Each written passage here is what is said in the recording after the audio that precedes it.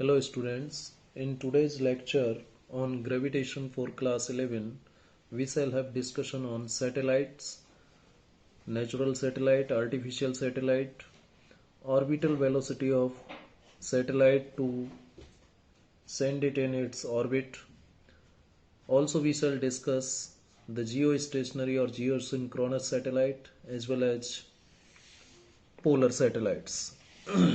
And at last we shall discuss the condition of weightlessness. So you see, in this first we start with satellite. Satellite is a heavenly celestial body. एक heavenly celestial body है जो कि planet के किसी planet के चारों तरफ revolve कर रहा है. किसी planet के चारों तरफ revolve करने वाले heavy celestial body को हम क्या कहते हैं? Satellite कहते हैं. Heavy celestial body revolving around the planet. कि जैसे अर्थ एक प्लानेट है, अर्थ के चारों तरफ जो कोई सैटेलाइट घूम रहा है उसे हम जो कोई हेवनली सेलेस्टियल बॉडी घूम रही है उसे हम सैटेलाइट कहते हैं. सैटेलाइट नेचुरल हो सकता है, सैटेलाइट आर्टिफिशियल हो सकता है. नेचुरल सैटेलाइट में आप एग्जांपल ले सकते हैं जैसे कि ये अर्थ है और अर्थ के चारों तरफ इसका जो नेचुरल सैटेलाइट है अर्थ का वो कौन है? मून है. मून अर्थ के चारों तरफ इस तरीके से घूम रहा है, रिवॉल्यूशन कर रहा है. ठीक है, तो मून सैटेलाइट हुआ किसका? अर्थ का. अर्थ एक हैवी सेलेस्टियल बॉडी हुई, हैवी सेलेस्टियल बॉडी, और इसके चारों तरफ रिवॉल्यूशन में है कौन? Moon. So moon is natural satellite of earth.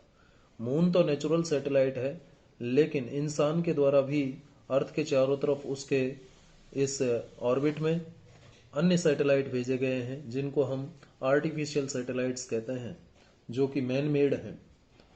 अब देखिए यहाँ पर दो बातें आपको समझनी होंगी.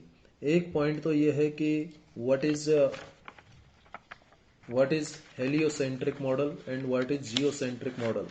सैटेलाइट को समझाने के लिए मैं आपको एक ये कॉन्सेप्ट आपको समझाना चाहूँगा.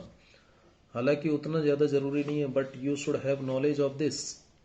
जियोसेंट्रिक मॉडल, जियोसेंट्रिक मॉडल और एक होता है हेलियोसेंट्रिक मॉडल. देखिए जियोसेंट्रिक मॉडल में जो अर्थ है वो सेंटर पर होती है. ये स्टार्टिंग मॉडल था. स्टार्टिंग में जियोसेंट्रल मॉडल कंसीडर किया गया था वैज्ञानिकों के द्वारा. इस मॉडल में अर्थ सेंटर पर है और अर्थ के चारों तरफ मून और सन और प्लानेट और स्टार्स रिवोल्यूशन कर रहे हैं. So in geocentric model the sun and the planet moves around the earth instead of the heliocentric model with the sun in the center. मतलब क्या है कि जो हेलियोसेंट्रिक मॉडल है, हेलियोसेंट्रिक मॉडल में सन सेंटर पर होता है और उसके चारों तरफ अर्थ और मून और प्लानेट चक्कर लगाते हैं. लेकिन जियोसेंट्रिक, जैसा कि नाम से ही पता चल रहा है, इस नाम से ध्यान रखिएगा, जियो का मतलब अर्थ. जियोसेंट्रिक यानी जिसके सेंटर में अर्थ होता है वो जियोसेंट्रिक मॉडल कहलाएगा. अर्थ सेंटर पर है और अर्थ के चारों तरफ मून, सन, प्लैनेट और स्टार्स घूम रहे हैं, ये जियोसेंट्रिक मॉडल. और हेलियोसेंट्रिक मॉडल में सेंटर पर सन होता है और सन के चारों तरफ उसके प्लैनेट्स चक्कर लगाते हैं. ठीक है, ये है हेलियोसेंट्रिक मॉडल. देखिए यहाँ पर बताना चाहूँगा कि जो जियोसेंट्रिक मॉडल है, जियोसेंट्रिक मॉडल सबसे पहले क्लेडियस टोलेमी ने दिया था. क्लेडियस टोलेमी ने सेकेंड सेंचुरी एडी में दे दिया था, लगभग 140 AD after death of Jesus Christ. Geocentric model इतना पहले दे दिया गया था और इस मॉडल जियोसेंट्रिक मॉडल को 15th सेंचुरी तक कंसीडर किया जा रहा था. 15th सेंचुरी तक जियोसेंट्रिक मॉडल को ही कंसीडर करके स्टडीज की जा रही थी. लेकिन 1543 एडी में कोपरनिकस ने हेलियोसेंट्रिक मॉडल पेश किया और कोपरनिकस ने कहा कि सन सेंटर पर होता है और सन के चारों तरफ उसके प्लैनेट्स चक्कर लगाते हैं. गैलीलियो वो व्यक्ति थे जिन्होंने कोपरनिकस को सपोर्ट किया. गैलीलियो कन्विंस हुए कोपरनिकस के इस आइडिया से. कोपरनिकस ने हेलियोसेंट्रिक मॉडल पेश किया और हेलियोसेंट्रिक मॉडल में कोपरनिकस ने कहा कि सन सेंटर में होता है और उसके जो प्लैनेट्स हैं, अर्थ, मरकरी, वेनस जो भी हैं, इसके चारों तरफ चक्कर लगाते हैं. ठीक है, और इस कोपरनिकस के इस मॉडल से कन्विंस हुए कौन? गैलीलियो। गैलीलियो इस मॉडल से कन्विंस हुए। इसके अलावा मैं आपको बताना चाहूंगा ये जो हेलियोसेंट्रिक मॉडल है जो कि कोपरनिकस ने दिया था, हेलियोसेंट्रिक मॉडल कहें या हेलियोसेंट्रिक थ्योरी, जो कि किसने दी थी? कोपरनिकस ने। ये केवल और केवल इसका जो डिसएडवांटेज था, इसका डिसएडवांटेज ये था कोपरनिकस के द्वारा जो दी गई हेलियोसेंट्रिक थ्योरी है, हेलियोसेंट्रिक मॉडल जो पेश किया गया था कोपरनिकस के द्वारा, उसका डिसएडवांटेज एक ये था कि इसका केवल और केवल फोकस किस पर था? स्टडी ऑफ सोलर सिस्टम पर फोकस था। केवल सोलर सिस्टम को स्टडी करना इनका फोकस था। उसके बाद में 1805 एडी में विलियम हर्सेल ने एक टेलीस्कोप का यूज किया। फर्स्ट टाइम टेलीस्कोप का यूज करने वाले विलियम हर्सेल, जिन्होंने इस टेलीस्कोप से स्टडी करने के बाद ये कहा, उन्होंने ये पता लगाया कि जो सोलर सिस्टम है वो तो एक स्मॉलेस्ट पार्ट है गैलेक्सी का। सोलर सिस्टम तो गैलेक्सी का एक छोटा सा हिस्सा है और so many galaxies are there, और एक ही गैलेक्सी नहीं है, बहुत सारी गैलेक्सीज हैं और इन सभी गैलेक्सीज को मिलाकर के बना हुआ है universe. So universe is nothing but the combination of galaxies, और एक नहीं बहुत सारी गैलेक्सीज हैं। ठीक है, तो गैलेक्सीज का जो छोटा सा पार्ट है, जो छोटा सा हिस्सा है, वो कौन है? सोलर सिस्टम है। और बहुत सारी गैलेक्सीज जो है यूनिवर्स को बनाती हैं। गैलेक्सीज से मिलकर के बना हुआ है यूनिवर्स। तो केवल और केवल सोलर सिस्टम की स्टडी करने से कुछ काम नहीं चलेगा, क्योंकि सोलर सिस्टम तो बहुत एक छोटा सा हिस्सा है। तो विलियम हर्सेल के द्वारा यूज किए गए टेलीस्कोप के द्वारा जो उन्होंने स्टडी की थी उसमें ये अनफोल्ड हुआ। उसके बाद में 1905 एडी में एडविन पी हवल ने डायमीटर मेजर किया किसका? यूनिवर्स का डायमीटर मेजर कर डाला, और जो लगभग कितना आया? Approximately 2.5 billion light years. 2.5 billion light years इतना यूनिवर्स का डायमीटर उन्होंने मेजर किया। किसने? एडविन पी हवल ने। और उसके बाद में आप जानते हैं बिग बैंग थ्योरी आई, जो बिग बैंग थ्योरी क्या कहा जाता है? ओरिजिन ऑफ यूनिवर्स कहा जाता है। यूनिवर्स का ओरिजिन बिग बैंग थ्योरी से हुआ। 1970 एडी में ई जॉर्ज लेमेराय ने 15 बिलियन ईयर्स एगो ये कहा था, इन्होंने ये कहा था कि लगभग 15 बिलियन साल पहले एक बहुत ही बड़ी हेवनली बॉडी अचानक एक्सप्लोड हुई, उसमें अचानक विस्फोट हुआ। बिग बैंग थ्योरी में ई जॉर्ज लेमेराय ने कहा 1960-70 एडी में कि जो यूनिवर्स है उसका ओरिजिन बिग बैंग थ्योरी से हुआ है। कि बिग बैंग थ्योरी में इन्होंने बताया कि लगभग 15 बिलियन वर्ष पहले 15 बिलियन ईयर्स एगो एक बहुत बड़ी हेवनली सेलेस्टियल बॉडी जो है उसमें अचानक विस्फोट हुआ। और जैसे ये एक हेवनली सेलेस्टियल बॉडी है, इस हेवनली सेलेस्टियल बॉडी में एक्सप्लोजन होने से छोटे छोटे इसके टुकड़े बने, और यही छोटे छोटे टुकड़े, इनमें से एक सन है, तो एक सैटेलाइट है, कोई प्लैनेट है, कोई स्टार है, कोई एस्टेरॉयड है। ये डिफरेंट सेलेस्टियल बॉडीज बनी, जिसको आज हम सोलर सिस्टम के रूप में पढ़ते हैं। अब जो लेटेस्ट डेवलपमेंट हुआ है वो 2010 में हुआ। Latest development big bang theory के बाद में हिग्स बोसोन का हुआ, जिन्हें गॉड पार्टिकल कहा गया। जिन्हें क्या कहा गया? गॉड पार्टिकल कहा गया। और इन हिग्स बोसोन जिनको गॉड पार्टिकल कहा गया, इन्हें बेसिक यूनिट कहा गया। किसका? यूनिवर्स का। यूनिवर्स का बेसिक यूनिट कहा गया हिग्स बोसोन को। 2010 में इनको जो है खोजा गया था। और आप जानते हैं large hadron collider LHC Geneva में एक टनल बनाई गई थी, सुरंग बनाई गई थी। लार्ज हेड्रॉन कोलाइडर जेनेवा में ये टनल बनाई गई थी। और उसमें क्या किया गया था कि जो सर्न है, European centre for nuclear research है, उन्होंने क्या किया कि जो प्रोटॉन्स हैं उनकी कॉलिजन करवाई। जब प्रोटॉन बीम से कॉलिजन करवाई, डिफरेंट प्रोटॉन्स की आपस में बहुत ही ज्यादा स्पीड से, सेम स्पीड से जब प्रोटॉन मूव करते हैं, और जब कॉलिजन करवाई उन्होंने किसमें? इस टनल के अंदर, तो उन्होंने देखा कि हिग्स बोसॉन एग्जिस्ट करते हैं। और हिग्स बोसॉन जिनको हम गॉड पार्टिकल भी कहते हैं, गॉड पार्टिकल का कहां से डिस्कवरी हुई? जब प्रोटॉन बीम सेम वेलोसिटी के साथ, कितनी सेम वेलोसिटी? जैसे कि लाइट की वेलोसिटी है, उससे जब ये कोलाइड करते हैं, लाइट के जैसी वेलोसिटी से जब ये प्रोटॉन्स आपस में कॉलिजन करते हैं, तो गॉड पार्टिकल का क्रिएशन होता है जिसे हम हिग्स बोसॉन कहते हैं, जो कि बेसिक यूनिट है किसका, यूनिवर्स का। तो ये मैंने एक छोटी सी थ्योरी आपके सामने जियोसेंट्रिक और हेलियोसेंट्रिक मॉडल की रखी। इस मॉडल के बाद, जियोसेंट्रिक और हेलियोसेंट्रिक मॉडल के बाद में जो बिग बैंग थ्योरी आई, उसने बिग बैंग थ्योरी ने कहा कि यूनिवर्स तो जो है बहुत सारी गैलेक्सीज से मिलकर के बना है, और ये जो सोलर सिस्टम है जिसकी बात कॉपरनिकस ने की थी, कॉपरनिकस ने तो जो छोटा सा हिस्सा यूज किया है, solar system is a smallest part of the Galaxy, universe का एक छोटा सा हिस्सा है। बाद में ये जो बात पता लगाई कि जो सोलर सिस्टम है गैलेक्सीज का एक छोटा सा हिस्सा है, ये बात पता की जब टेलीस्कोप से स्टडी की हर्सेल ने, उस समय पता चली।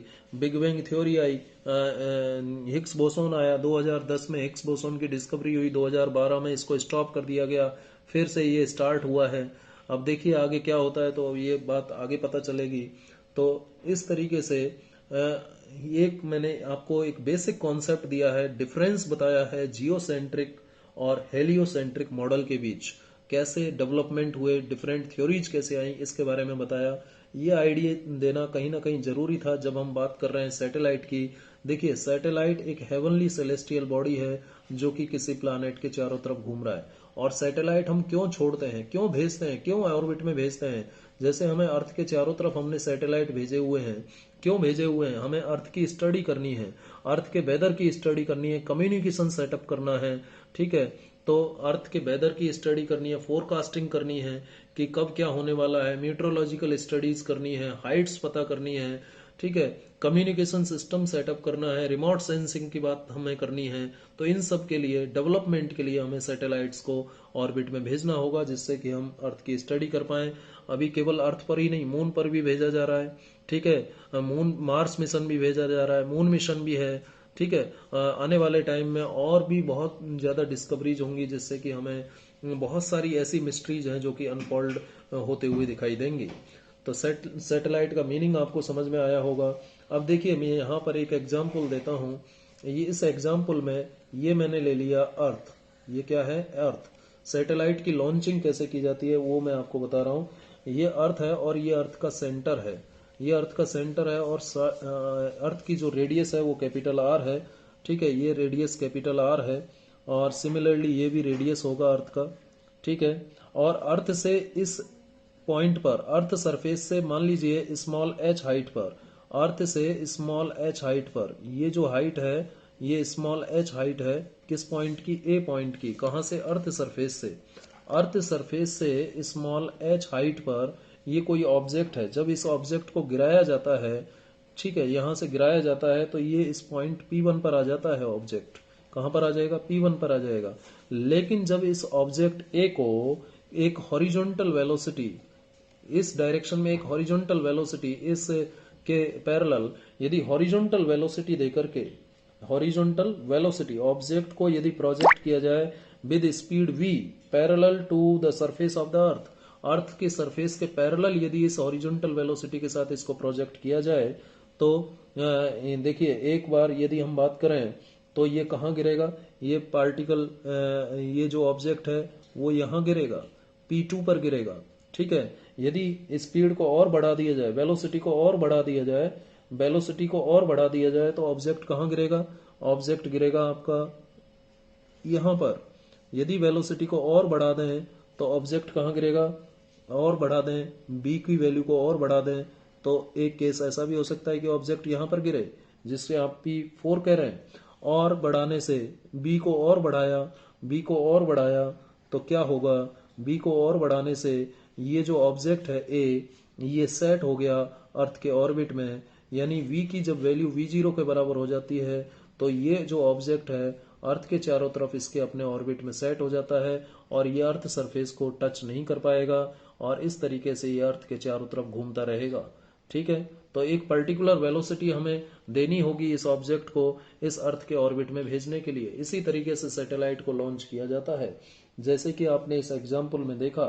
इस एग्जाम्पल में जब आपने ऑब्जेक्ट को पॉइंट यहाँ से ए से गिराया तो ये पॉइंट पी पर गिरा, और जब आपने ऑब्जेक्ट को प्रोजेक्ट किया स्पीड v के साथ पैरेलल टू अर्थ सरफेस तो ये गिरा कहाँ पर, P2 पर। यदि फिर आपने V को इंक्रीज किया तो नेक्स्ट टाइम में ये P3 पर गिरा, नेक्स्ट टाइम में ये P4 पर गिरा, और बढ़ाया तो V की वैल्यू जब B0 के बराबर हो जाती है तो ये जो ऑब्जेक्ट है ये अर्थ के ऑर्बिट में चला जाता है।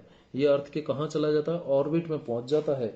और जब ऑर्बिट में पहुंच जाएगा, ऑर्बिट में जब पहुंच जाएगा, क्योंकि V की जो वैल्यू है, इस ऑब्जेक्ट की जो वेलोसिटी है V, वो V0 के बराबर हो चुकी है, और ये वेलोसिटी सफिशियंट है इस ऑब्जेक्ट को अर्थ के इस ऑर्बिट में भेजने के लिए, अर्थ के इस ऑर्बिट में भेजने के लिए। और इस अर्थ के इस ऑर्बिट का रेडियस ऑफ कर्वेचर वही होगा जो अर्थ का रेडियस ऑफ कर्वेचर है।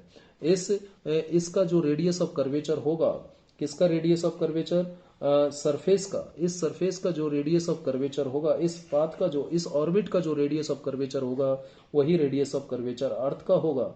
ठीक है, इस वजह से क्या होगा, ये इस तरीके से इस अर्थ के चारों तरफ इसी ऑर्बिट में चक्कर लगाता रहेगा। और इसी तरीके से हम जब इस वेलोसिटी से अर्थ के इस ऑर्बिट में इस ऑब्जेक्ट को सेट कर देते हैं तो ये वेलोसिटी कहलाती है ऑर्बिटल वेलोसिटी। क्या कहलाती है, ऑर्बिटल वेलोसिटी। ऑर्बिटल वेलोसिटी जो कि वेलोसिटी है एक सैटेलाइट को किसी अर्थ के किसी ऑर्बिट में भेजने के लिए, सैटेलाइट को किसी ऑर्बिट में सेट करने के लिए जिस वेलोसिटी की हमें जरूरत होती है उसे हम ऑर्बिटल वेलोसिटी कहते हैं। V0 से इसे रिप्रेजेंट करते हैं। अब जो इसको V0, इसको अर्थ के चारों तरफ इस ऑर्बिट में घूमने के लिए एक चाहिए सेंट्रीपिटल फोर्स, और वो सेंट्रीपिटल फोर्स इस ऑब्जेक्ट को मिलता है फोर्स ऑफ ग्रेविटी से, अर्थ के ग्रेविटी से, acceleration due to gravity of the earth at height small h। यहाँ पर जो एक्सिलरेशन ड्यू टू ग्रेविटी होगा अर्थ का, ये इस ऑब्जेक्ट को क्या करता है, नेसेसरी सेंट्रीपिटल फोर्स प्रोवाइड करता है, जिससे कि ये अर्थ के चारों तरफ इसके ऑर्बिट में घूमने लगता है। देखिए, जब हम सैटेलाइट को लॉन्च करते हैं तो जो इनिशियल एनर्जी है सैटेलाइट की, सैटेलाइट के पास उसकी अपनी एनर्जी होती है, और सैटेलाइट की एनर्जी के अकॉर्डिंग जो है सैटेलाइट सर्कुलर, इलेप्टिकल, पैराबोलिक या हाइपरबोलिक पाथ में फॉलो जाता है। सैटेलाइट सर्कुलर पाथ में जाएगा या इलेप्टिकल पाथ में जाएगा या पैराबोलिक पाथ में जाएगा या हाइपरबोलिक पाथ में जाएगा, ये डिपेंड करेगा सैटेलाइट की एनर्जी पर, इनिशियल एनर्जी पर। जो सैटेलाइट की टोटल एनर्जी है वो काइनेटिक एनर्जी और ग्रेविटेशनल पोटेंशियल एनर्जी के बराबर होती है। यदि सैटेलाइट की टोटल एनर्जी, यदि सैटेलाइट की हम टोटल एनर्जी की बात करें, total energy of satellite, total energy of satellite जो कि होता है kinetic energy, kinetic energy plus plus gravitational potential energy, gravitational potential energy और काइनेटिक एनर्जी का जो सम है वो टोटल एनर्जी ऑफ सैटेलाइट होता है। और यदि ये नेगेटिव आता है, टोटल एनर्जी ऑफ सैटेलाइट यदि नेगेटिव आता है तो उस केस में नेगेटिव आता है तो उस केस में ऑब्जेक्ट जो होगा वो earth object will be bound to the earth and revolve in a certain orbit. Object जो है एक सर्टेन ऑर्बिट में घूमेगा, सर्टेन ऑर्बिट में घूमेगा अर्थ के चारों तरफ, सर्टेन ऑर्बिट में घूमेगा, है ना। और क्या होगा, bound to the earth, bound to the earth, earth के चारों तरफ उसके एक सर्टेन ऑर्बिट में घूमेगा यदि सैटेलाइट की टोटल एनर्जी नेगेटिव आती है। और यदि total energy, if total energy of satellite, if total energy of satellite, if total energy of satellite is equal to zero, यदि टोटल एनर्जी जीरो आती है तो उस केस में जो ऑब्जेक्ट है, उस केस में जो ऑब्जेक्ट है वो अर्थ से बाउंड नहीं होगा। Object will not be bound to earth, will not be bound to earth. जब टोटल एनर्जी सैटेलाइट की जीरो आती है तो अर्थ से बाउंड नहीं होगा, कौन, ऑब्जेक्ट। और जब अर्थ से बाउंड नहीं होगा तो ये पैराबोलिक पाथ में पैराबोलिक पाथ में चला जाएगा। किस में चला जाएगा, पैराबोलिक पाथ में चला जाएगा। और यदि आप ई की वैल्यू को और इंक्रीज करते हैं, नेगेटिव थी पहले तो अर्थ से बाउंड था और अर्थ के चारों तरफ सर्टेन ऑर्बिट में घूम रहा था, जब जीरो हो गई टोटल एनर्जी तो ऑब्जेक्ट अर्थ से बाउंड नहीं हुआ और पैराबोलिक पाथ में चला गया। यदि टोटल एनर्जी को आप बढ़ाते हैं, सैटेलाइट की टोटल एनर्जी बढ़ती है तो उस केस में पाथ जो है पैराबोलिक की जगह हाइपरबोलिक हो जाएगा। पैराबोलिक की जगह कैसा हो जाएगा, हाइपरबोलिक हो जाएगा। ठीक है, इसका मतलब ये हुआ कि जो ऑब्जेक्ट है उसका जो पाथ है वो चेंज होगा as per the energy, total energy of the satellite. तो इसका मतलब ये हुआ कि हमें एनर्जी के बारे में जानना होगा। टोटल एनर्जी जो कि सम है काइनेटिक और ग्रेविटेशनल पोटेंशियल एनर्जी का। मैंने यहाँ पर जो एग्जाम्पल आपको बताया है, उम्मीद है कि इस एग्जाम्पल से आपको ये क्लियर हुआ होगा कि किसी भी सैटेलाइट को अर्थ सरफेस से यदि आप किसी ऑर्बिट में सेट करना चाहते हैं तो उसे हमें एक पर्टिकुलर वेलोसिटी से भेजना होगा जिससे कि वो उस पर्टिकुलर ऑर्बिट में पहुंच जाए। ठीक है, तो ये बात हुई सैटेलाइट क्या होते हैं। इससे आगे हम बात करेंगे। नेचुरल सैटेलाइट तो आप जानते ही हैं, मून होता है। आर्टिफिशियल सैटेलाइट की कुछ प्रॉपर्टीज के बारे में जान लेते हैं। नेचुरल सैटेलाइट कौन होता है? मून होता है। और आर्टिफिशियल सैटेलाइट में यदि हम बात करें तो artificial satellites are man made space objects. इस मैन मेड स्पेस ऑब्जेक्ट होते हैं जो कि लॉन्च होते हैं। कहाँ लॉन्च किए जाते हैं? एक ऑर्बिट में लॉन्च किए जाते हैं। An artificial satellite is generally N assembly of scientific instruments. Satellite में क्या होता है? साइंटिफिक इंस्ट्रूमेंट्स लगे रहते हैं जो कि डिजाइन किए जाते हैं टू परफॉर्म डेफिनेट ऑपरेशन। आपने देखा होगा कभी किसी सैटेलाइट का अंदर का रूप, तो सैटेलाइट में बहुत सारे इंस्ट्रूमेंट्स लगे रहते हैं जिनका अपना अपना वर्क होता है। आर्टिफिशियल सैटेलाइट ने जो है हमारे जीवन को बदल के रख दिया है, मनुष्य जाति के जीवन को बदल के रख दिया है। आर्टिफिशियल सैटेलाइट्स ही हैं जिन्होंने वेदर फोरकास्टिंग को संभव बनाया है, वेक्टर बना दिया है। हम पहले ही पता लगा लेते हैं कि कहाँ तूफान आने वाला है, कहाँ हैवी रेन होने वाली है। इसके अलावा इन्होंने कम्युनिकेशन को बढ़ा दिया है। सैटेलाइट्स ने एक नया एरा खोल दिया है, एक तरह से कम्युनिकेशन को स्ट्रांग बनाया है। इसके अलावा जो रेडियो टेलीस्कोप्स हैं उसमें फिट होने की वजह से, सैटेलाइट को रेडियो टेलीस्कोप में फिट करने के साथ साथ जब रेडियो टेलीस्कोप में इसको फिट कर दिया जाता है तो उससे क्या सफल हो पाया है? स्पेस की स्टडी और ज्यादा इजी हो गई है। ऑब्जर्वेशन ऑफ स्पेस के लिए इसका यूज होने लगा है जब सैटेलाइट को रेडियो टेलीस्कोप में फिट किया है। तो इसका यूज नेविगेटर्स भी करते हैं सबमेरीन्स में। सबमेरीन्स को दिशा, समुद्र के अंदर पानी की दिशा के लिए जीपीएस सिस्टम जो आप कहते हो, अर्थ सरफेस पर भी आप कहीं भी जाते हैं, कोई भी जगह ढूंढते हैं तो वो सैटेलाइट की ही तो देन है जिसकी वजह से जीपीएस काम कर रहा है, ग्लोबल पोजिशनिंग सिस्टम काम कर रहा है। एयरप्लेन को डायरेक्शन देना है, सबमरीन्स को डायरेक्शन देना है। नेविगेशन का काम भी किसकी वजह से सफल हो पाया? आर्टिफिशियल सैटेलाइट्स की वजह से। इन सैटेलाइट्स ने स्टडीज को भी काफी आसान किया है। जो अर्थ की स्टडीज हैं, रिमोट सेंसिंग टेक्निक्स हैं, उनको भी काफी आसान बनाया है। ये अब थोड़ा सा एक डाटा है जो आपको ध्यान होना चाहिए सैटेलाइट जब पढ़ रहे हैं तो।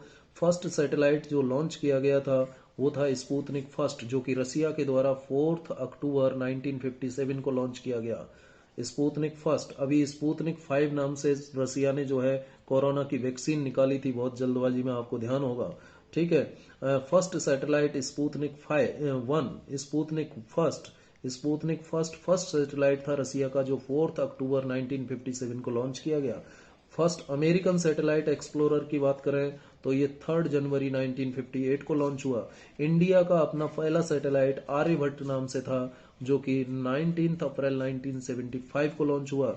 सैटेलाइट को लॉन्च करने के लिए, अर्थ सरफेस से सैटेलाइट को उसके ऑर्बिट में भेजने के लिए हमें कुछ लॉन्चिंग व्हीकल्स की जरूरत होती है। सैटेलाइट लॉन्चिंग व्हीकल जिन्हें कहा जाता है, और ये वो व्हीकल है, the vehicle which is use to put satellite in its orbit is called satellite launching vehicle.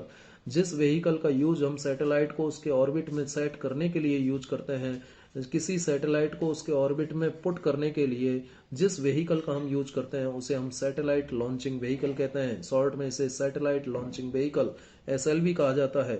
इसके अलावा एएसएलवी भी एक व्हीकल है।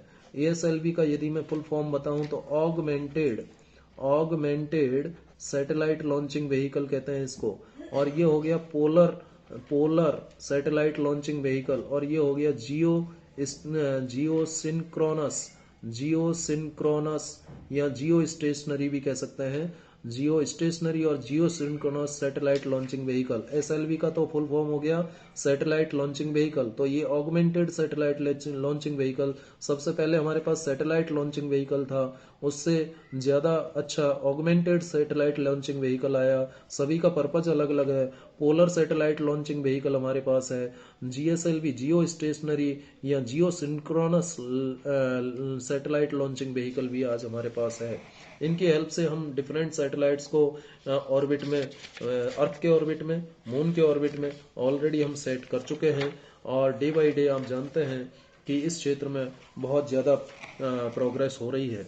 अब हमें जानना होगा कि जो ऑर्बिटल वेलोसिटी है सैटेलाइट की, ऑर्बिटल वेलोसिटी ऑफ सैटेलाइट, इसे हमें निकालना होगा, क्योंकि हम ये तो जान गए कि अर्थ सरफेस से यदि सैटेलाइट को भेजना है तो हमें उसके लिए एक वेलोसिटी की ज़रूरत होगी जिसे हम ऑर्बिटल वेलोसिटी कहते हैं।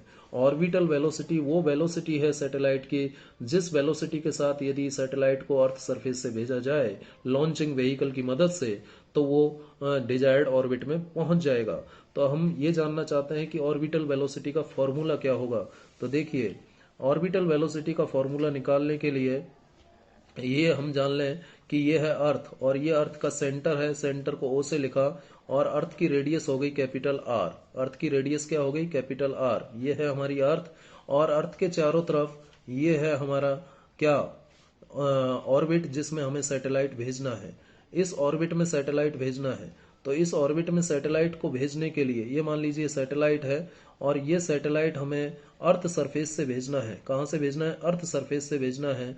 तो इस सैटेलाइट को मान लीजिए ये अर्थ सरफेस से ये x डिस्टेंस पर है। कितने डिस्टेंस पर है? x डिस्टेंस पर है। अब देखिए, सैटेलाइट वैसे बेसिकली दो टाइप के होते हैं। एक होता है आपका पोलर सैटेलाइट और एक होता है जियो सिंक्रोनस सैटेलाइट, जिसकी बात मैं आगे करूंगा। लेकिन अभी आपको बता दूं कि सैटेलाइट को अर्थ सरफेस से उसके ऑर्बिट में भेजने के लिए हमें सैटेलाइट को एक लॉन्चिंग व्हीकल में रख के भेजना होता है, और उस लॉन्चिंग व्हीकल को एक पर्टिकुलर स्पीड प्रोवाइड करनी होती है जिसे हम ऑर्बिटल वेलोसिटी कहते हैं।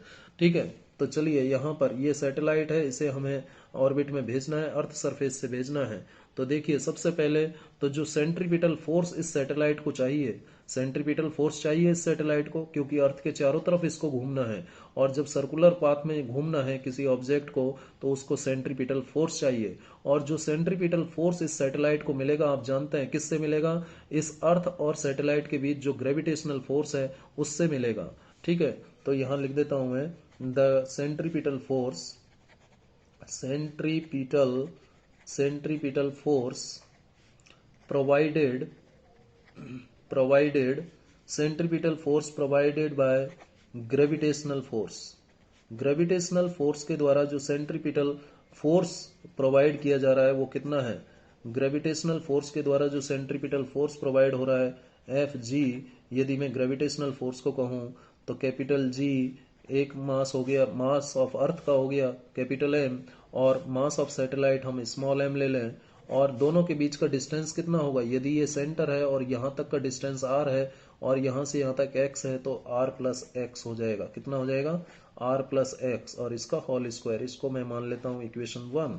ठीक है, अब देखिए, centripetal force required for the orbit. अब ऑर्बिट के लिए जो सेंट्रीपिटल फोर्स होगा, ये तो ग्रेविटेशनल फोर्स हुआ, एंड सेंट्रीपिटल फोर्स कितना होगा? Centripetal force provided by the gravitational force, ये ग्रेविटेशनल फोर्स है। अब इस ग्रेविटेशनल फोर्स के द्वारा जो सेंट्रीपिटल फोर्स प्रोवाइड हो रहा है, सेंट्रीपिटल फोर्स जो मिलेगा सैटेलाइट को वो कितना मिलेगा? एफ सी सेंट्रीपिटल फोर्स, और ये बराबर हो जाएगा M B square upon R होता है।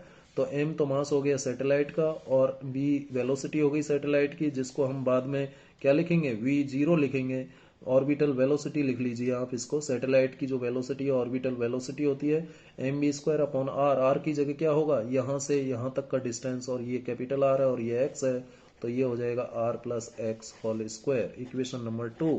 अब देखिए, सैटेलाइट को अर्थ के चारों तरफ घूमना है, तो उसके लिए ग्रेविटेशनल फोर्स का वैल्यू किसके बराबर होना चाहिए? सेंट्रीपिटल फोर्स के बराबर होना चाहिए। तो यहां से ग्रेविटेशनल फोर्स लिखो, यहाँ G M M upon R plus X whole square ऐसे लिख दिया, और एफ सी लिखा M B zero square upon R plus X whole square, इस तरीके से लिखा। ठीक है या नहीं? इस तरीके से यहाँ पर ये वैल्यूज हमने लिखी। अच्छा, ये होल स्क्वायर नहीं आएगा बेटा, ये M B square upon R होता है, तो ये होल स्क्वायर यहाँ नहीं आएगा, केवल इतना आएगा। चलिए, ये हो गया। अब देखिए जरा, यहाँ पर स्मॉल एम से स्मॉल एम कैंसिल हुआ, और एक r प्लस एक्स से ये r प्लस एक्स कैंसिल हुआ, तो क्या लिखा जाएगा? G M upon R plus X is equal to V zero square, ये वैल्यू आएगी। और यहाँ से मैं निकाल लूँ वी जीरो स्क्वायर बराबर क्या लिख सकते हैं? G M upon R plus X लिख सकते हैं। अब मैं ये मान लूं कि if x is negligible, right, x को नेग्लिजिबल मान लेता हूं क्योंकि मुझे फॉर्मूला डिराइव करना है, ठीक है। तो x को यदि मैं जीरो मान लेता हूं तो v जीरो की जो वैल्यू होगी, v जीरो स्क्वायर की जो वैल्यू होगी, तो जी एम अपॉन आर होगी। क्या होगी? जी एम अपॉन आर होगी। और यहाँ पर आप जानते हैं जो g का वैल्यू है अर्थ सरफेस पर वो G M upon R square होता है। तो यहाँ से कैपिटल जी कैपिटल एम किसके बराबर आ जाएगा? जी इंटू आर स्क्वायर के बराबर आ जाएगा। तो वी जीरो स्क्वायर की जो वैल्यू आएगी G into R square upon R आएगी। जी एम की वैल्यू रख दी हमने जी आर स्क्वायर और नीचे आर, और ये आर से आर कैंसिल हुआ। तो यहाँ से वी जीरो स्क्वायर बराबर क्या आ गया बेटा? जी इंटू आर आया। और यहाँ से हम फाइनली ऑर्बिटल वेलोसिटी का फॉर्मूला निकाल सकते हैं। कितना आ गया? v zero is equal to root of G R. ये वैल्यू आ गई।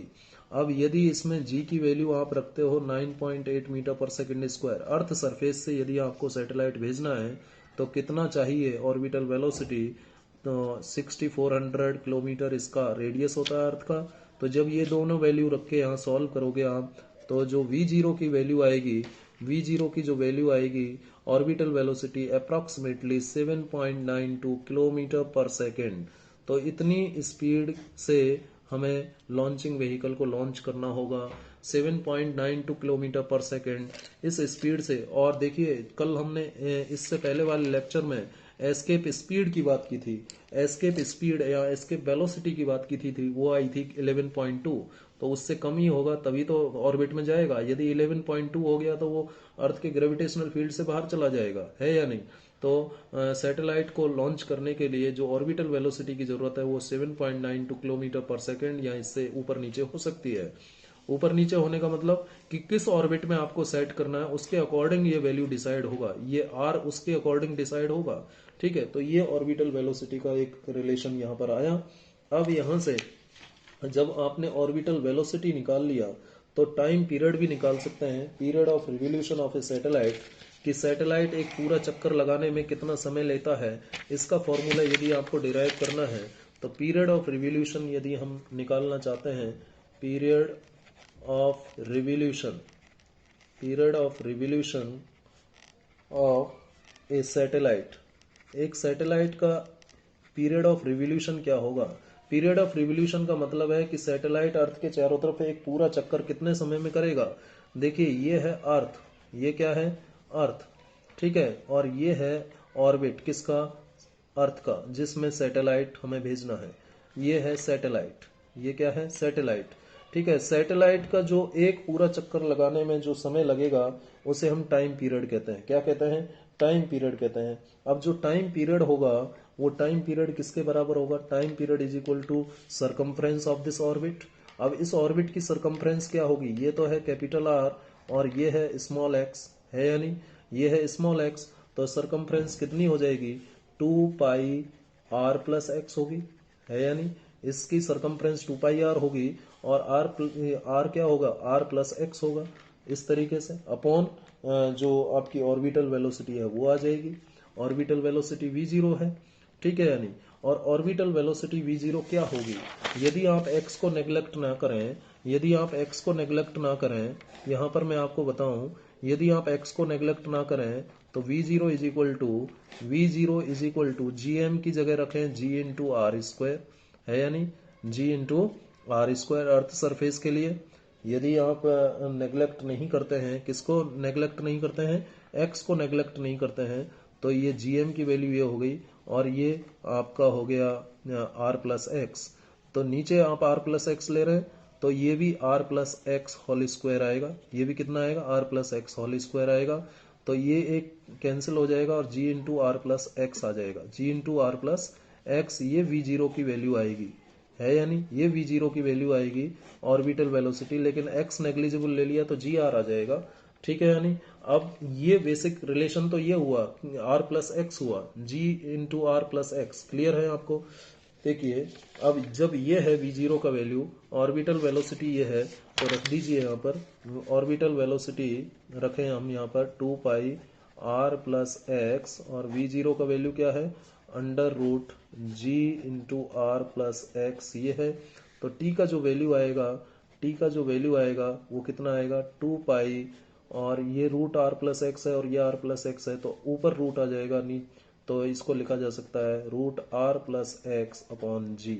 ये टाइम पीरियड हो जाएगा, यानी एक रिवोल्यूशन में इतना समय न लगेगा। इस फॉर्मूले से हम निकाल सकते हैं टाइम पीरियड ऑफ रिवोल्यूशन, इस फॉर्मूले से निकाला जा सकता है। जब टाइम पीरियड निकाल लिया, अब बात कर लेते हैं energy of satellite. Energy of satellite की यदि मैं बात करूं, एनर्जी ऑफ सैटेलाइट चाहिए मुझे, एनर्जी ऑफ सैटेलाइट, और एनर्जी ऑफ सैटेलाइट है सम काइनेटिक एनर्जी और ग्रेविटेशनल पोटेंशियल एनर्जी का। तो सबसे पहले देखिए, फॉर सैटेलाइट, जब सैटेलाइट अर्थ के चारों तरफ उसके अपने ऑर्बिट में घूमता है, उसके अपने ऑर्बिट में घूमता है सैटेलाइट, तो उसको क्या चाहिए, सेंट्रीपिटल फोर्स का वैल्यू किसके बराबर होना चाहिए, ग्रेविटेशनल फोर्स के बराबर होना चाहिए, ये कंडीशन होनी चाहिए। और सेंट्रीपिटल फोर्स कितना था, M B square upon capital R, और ये gravitational force G capital M small M upon capital R है, यानी ये आ जाएगा। ये आर स्क्वायर था, सॉरी ये आर स्क्वायर था। ठीक है, तो यहाँ से यदि आप वैल्यू सॉल्व करें तो देखिए स्मॉल एम से small M cancel, small M से स्मॉल एम आप कैंसिल मत करो क्योंकि हमें काइनेटिक एनर्जी चाहिए। चलिए कैंसिल नहीं करते हैं, आर से एक आर कैंसिल कर दीजिए, तो एम बी स्क्वायर आ गया हमारा G capital M small M upon capital R. तो दोनों तरफ हाफ से मल्टीप्लाई कर दूं तो ये लीजिए काइनेटिक एनर्जी आ गई, capital G capital M small M upon 2r। ये काइनेटिक एनर्जी आ गई। ये क्या आ गई, काइनेटिक एनर्जी आ गई सैटेलाइट के लिए। काइनेटिक एनर्जी कैसे लिख देते हैं इसको, ये हो गई जी एम एम अपॉन 2r। ठीक है, अब पोटेंशियल एनर्जी चाहिए। पोटेंशियल एनर्जी की यदि मैं बात करूं कि जो पोटेंशियल एनर्जी है, पोटेंशियल ये है काइनेटिक एनर्जी, पोटेंशियल एनर्जी जो होगी वो कितनी होगी, माइनस, ऑलरेडी हम बात कर चुके हैं G M M upon capital R, ये होगी पोटेंशियल एनर्जी। ठीक है, पोटेंशियल एनर्जी ये है। अब आप देख सकते हैं कि जो पोटेंशियल एनर्जी है वो काइनेटिक एनर्जी का -2 टाइम्स है या नहीं। यदि इसमें -2 से मल्टीप्लाई कर दें तो ये पोटेंशियल एनर्जी के बराबर आ जाएगा काइनेटिक एनर्जी, तो ऐसा लिखा जा सकता है। तो जो टोटल एनर्जी होगी, टोटल एनर्जी जो होगी सैटेलाइट की, वो क्या होगी, kinetic energy plus potential energy. ठीक है, यानी काइनेटिक एनर्जी कितनी है, काइनेटिक एनर्जी है आपकी जी एम एम अपॉन 2r, और पोटेंशियल एनर्जी है -gm अपॉन r, ये है। अब इसमें से जो कॉमन आ रहा है वो कॉमन ले लीजिए, G capital M small M upon capital R common आ रहा है, हाफ -1 ये आया, और ये आ जाएगा -g capital M small M upon 2r। और g इंटू कैपिटल M को क्या लिखा जा सकता है, g इंटू आर स्क्वायर लिखा जा सकता है। ये m है, ये 2r है, तो इसको फाइनली r से r कैंसिल हो जाएगा, तो ये आ जाएगा आपका कितना, mgr अपॉन 2। ये टोटल एनर्जी आ जाएगी, ये टोटल एनर्जी सैटेलाइट के लिए आएगी। और ये टोटल एनर्जी क्या बता रही है कि यदि हाइट बढ़ेगी, सैटेलाइट को जितना ऊपर आप भेजना चाहते हैं तो काइनेटिक एनर्जी बढ़ जाएगी। भाई जितना ऊपर आप भेजेंगे, जितना ऊपर भेजेंगे, जितना ऊपर भेजेंगे तो काइनेटिक एनर्जी हमें ज्यादा चाहिए। ठीक, no sorry, kinetic energy decrease होगी। भाई आर बढ़ जाएगा, जितना ज्यादा आप ऊपर ले जाओगे तो काइनेटिक एनर्जी डिक्रीज होगी, और जब काइनेटिक एनर्जी डिक्रीज होगी तो काइनेटिक एनर्जी डिक्रीज होगी तो पोटेंशियल एनर्जी इंक्रीज होगी, क्योंकि ये नेगेटिव साइन है, आर डिक्रीज होगा तो पोटेंशियल एनर्जी तो इंक्रीज होगी। तो हाइट बढ़ने से, जब हाइट बढ़ेगी तो काइनेटिक एनर्जी डिक्रीज होगी और पोटेंशियल एनर्जी क्या हो जाएगी, इंक्रीज हो जाएगी। ठीक है, ये है सैटेलाइट के लिए एनर्जी का कॉन्सेप्ट। और ऑर्बिटल वेलोसिटी, टाइम पीरियड, ये सब मैंने आपको बताया। तो आज इस लेक्चर में मैंने आपको बताया कि what is satellite, natural satellite क्या होता है, आर्टिफिशियल सैटेलाइट क्या होता है, जियोसेंट्रिक मॉडल क्या है, हेलियोसेंट्रिक मॉडल क्या है। इसके अलावा मैंने फिर आपको ऑर्बिटल वेलोसिटी ऑफ सैटेलाइट के बारे में समझाया, सैटेलाइट को कैसे लॉन्च किया जाता है ये भी आपको मैंने बताया। उम्मीद है आपको ये सारी बातें क्लियर हुई होंगी। Thank you very much.